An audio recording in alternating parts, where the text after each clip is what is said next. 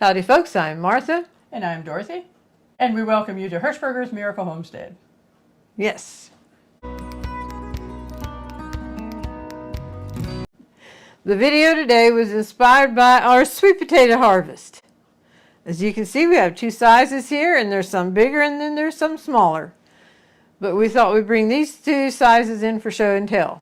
But the majority of the sweet potatoes did fall in these two categories. Yeah. And it was 137 pounds that were harvested. And out of those, there was only about 10 or 12 pounds that had like maybe a deep crack or a bad spot or that kind of thing that had to be used pretty well right away. But the rest of them could be stored, and we'll be eating on sweet potatoes for a long time. Yes. Well, I say a long time. I wonder how long it would take us to get through, because we love sweet potatoes. We've sure been eating at them. Yes, we have as ready 2 empty boxes. The video today is inspired by the questions that came in on our container gardening. It'll be in 5 different categories. One is preparing the self-wicking containers. And then one is amending the soil, and planting of the sweet potatoes, caring for the sweet potatoes after they're planted, and then how we handle the sweet potatoes after they were harvested. One of the questions that did come in is what zone that we are in. We are in zone 8A. And the sweet potatoes were from Haas, and they were the Georgia Jet. Yes. We can highly recommend the Georgia Jet from Haas. And one thing we appreciate about Haas, and I'm sure there's other companies that do this too, but you can order your sweet potatoes, but they will wait to send them until it is time to plant them in your zone. So when they arrived, we knew that yes, we were right, it is now time to plant. Yes. Martha's the one that does the actual physical work of the gardening. Once the produce is harvested, then I've become very involved and actually take care of a lot of things after they're harvested. But it is definitely a working together. Yes. Yeah, when I'm outside, then you're in here with Buddy, and I know I don't have to worry at all about Buddy. But then Dorothy will be editing the video, and then she'll be pulling clips in on different videos that we have of the different stages. Just a small clip. And then she'll also leave a link for that full video. We have a good working together. Yes, we do. Okay. Alrighty, back to Martha. And for those of you who are new to our channel, we're so glad you found us. And for the rest of you, we thank you so much for your continued support. That means the world to us. The containers, you see all our containers out there, 20-some containers. And some people, in their mind, they're thinking money, money, money. But we used to clean out storage units and then clean up things and resell. Some things were in storage containers, and then we'd use some of these storage containers to reload and sell, and other storage containers we kept. So we had over 20 storage containers when we started. That's been going on 5 years now. Some of them are brittle, and if you saw the harvest of the sweet potatoes, you saw some falling apart, and we had to replace some. And we don't clean out storage units anymore, but we buy things at online auctions. And if you watch it, you can get them for cheap. Let me show you. This is one we just got. I have not taken the things out of it. Get the storage container plus the contents. And this happens to have, is it 2 wreaths? 1. This one has 2 wreaths plus 2 bows like this and 1 bow like this. Well, some people obviously didn't feel the need for wreaths. We didn't either. But our goal was the container. We got the container and the contents for $1. Then you add your sales tax and the buyer's premium, it came to $2. So that's not bad for a storage container that will last us for several years. It's a good quality. So I just thought I'd throw that in. The main auction we use is a local auction, but if you are interested in just seeing what's in your area, if you go to proxybid.com, and then there's a place you can put your zip code in, and then how many mile radius that you'd be willing to travel. You have to keep that in mind too, because if you're traveling an hour, you assume blowing a lot of money on gas.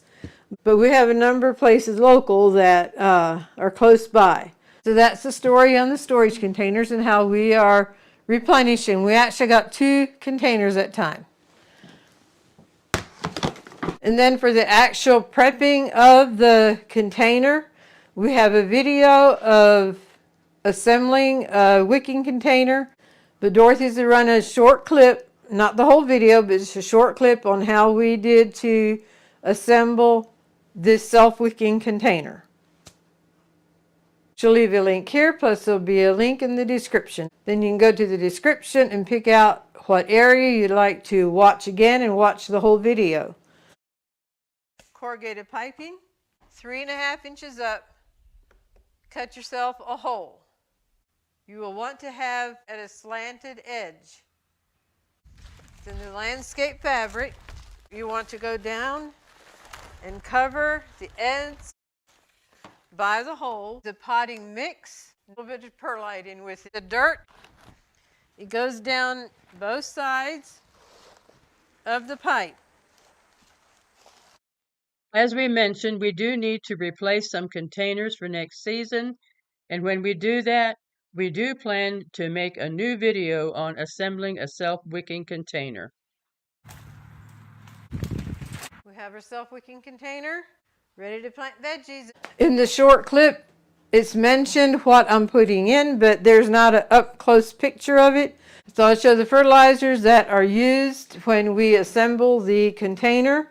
And also we use the Miracle Grow potting mix. And then put some perlite to it. And you can peat moss also. I don't use peat moss as much as I do perlite. Okay, here we have a garden lime. And this is a plant nutrient, Epsom salt. And here's Sustain, which is a 464.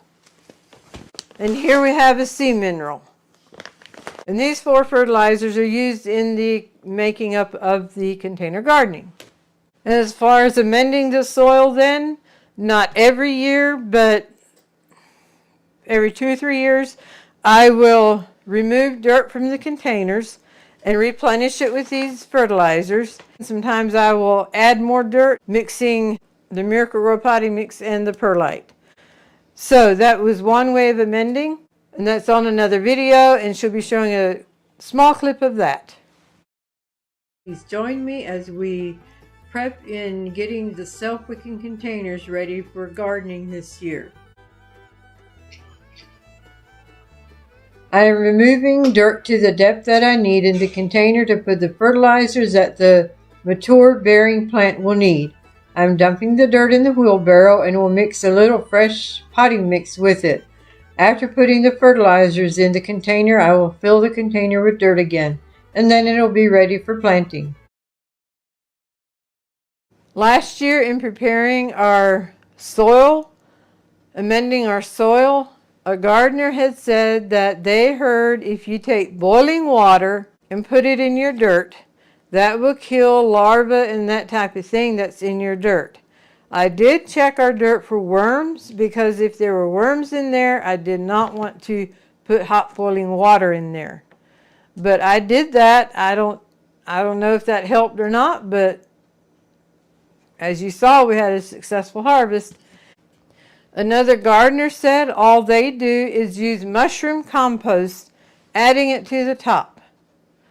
So that was our experiment last year, and the sweet potatoes loved it. So those are the tips that we have on amending the soil. In the beginning, we used this. Last year, we used the mushroom compost. This year, more than likely, I'll use the mushroom compost. Now, the new containers that we're building, I will be using this in those. So, I think that gets it on the amending of the soil.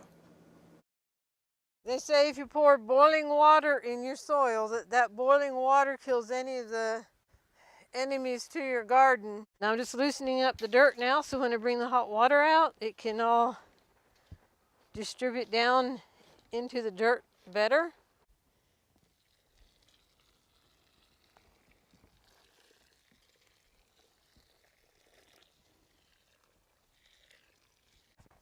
Mix up the soil.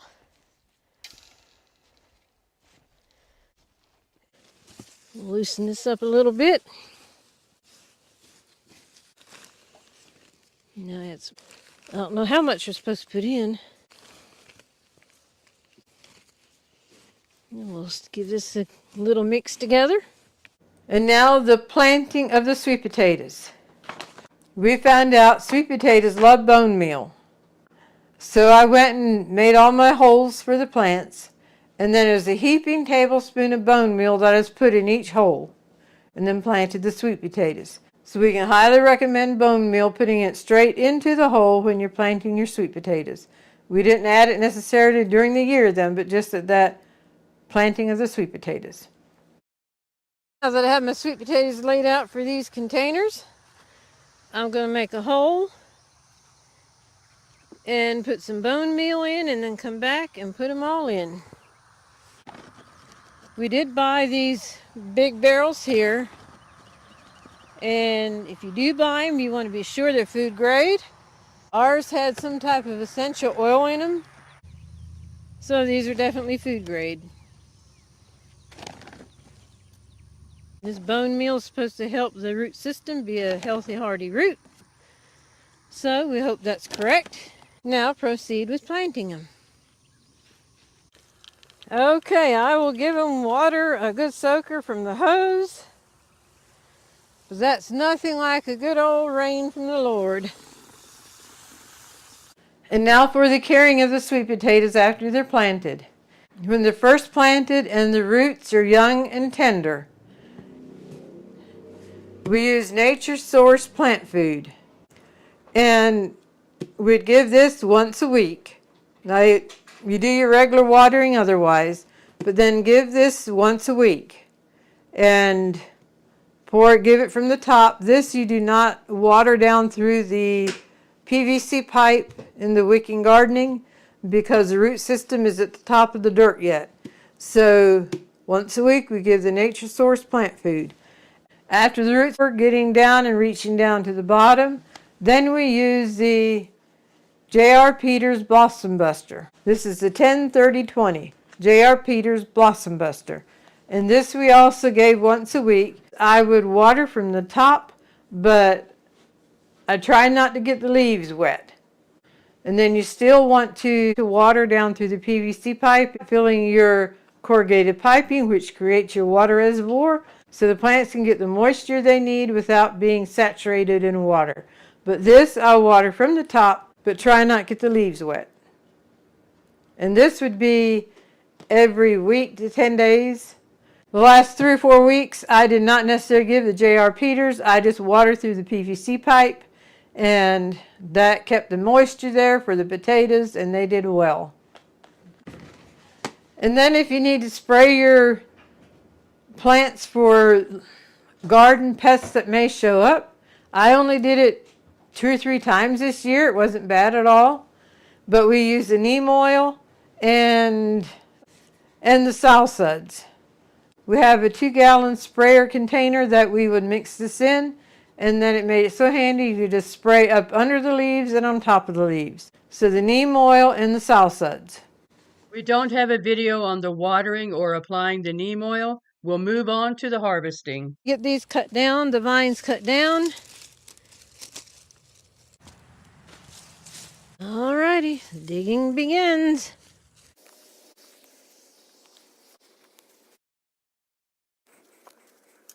Good job, potato plant. Good job.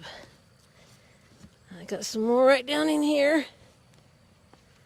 It is handy to put them into the garage at night and out of the garage during the day. And if it rains, they go back in.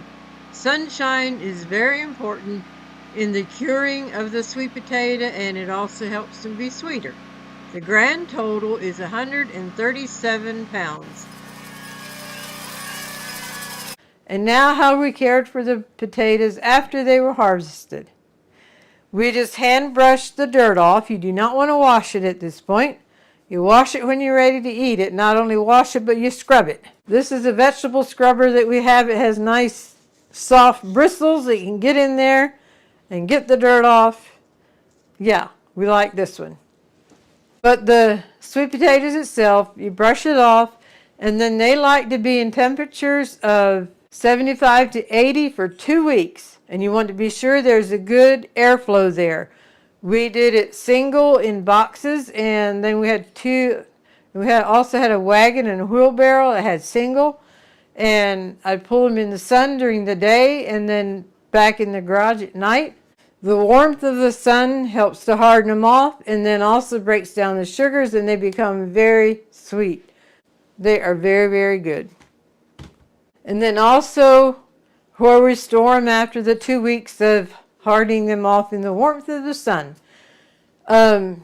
We now have them single layer in boxes in a cool, dark place where the sun can't hit them, and they are handling it very well. I think that pretty much wraps it up for the question and answer on the sweet potatoes, and I hope you found this helpful. We are definitely not experts on gardening, but learning from others, we're willing to share what we have learned in our experience. So between what we have learned and the Lord blessing our efforts, we ended up with 137 pounds of sweet potatoes. When I was harvesting, we said our dream is to have these metal raised containers, but money has a way of talking to you, and it was telling us why go to metal when these containers work well, and the way we get them is very inexpensive. So common sense told us to stick with what works. So when I was thinking what for a golden thought, this is also a awesome auction find. Enamel, and here's where we keep our measuring cup and spoon that we need, and measurements for the different fertilizers.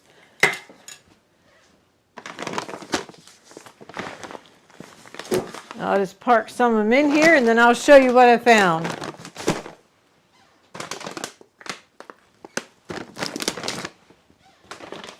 The fertilizers that go in the containers in the very beginning is what I keep in here, along with the measuring cup, measuring spoon, the instructions, and then on the back side, what does it say? We're in charge of the church marquee, changing the message on there. And this had been written on here and then stuck in here along with the directions. God has not given us the spirit of fear, but of power and love and a sound mind. That's from 2 Timothy 1:7.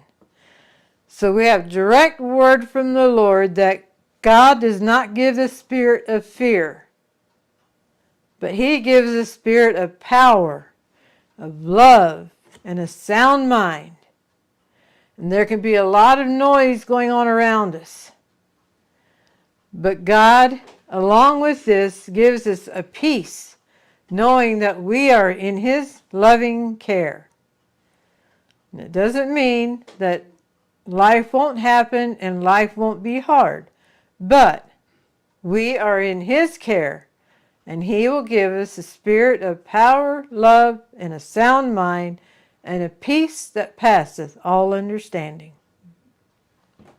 We thank you for joining us today. We hope you've been blessed, encouraged, and inspired, and maybe some question answered. And until next time, God bless.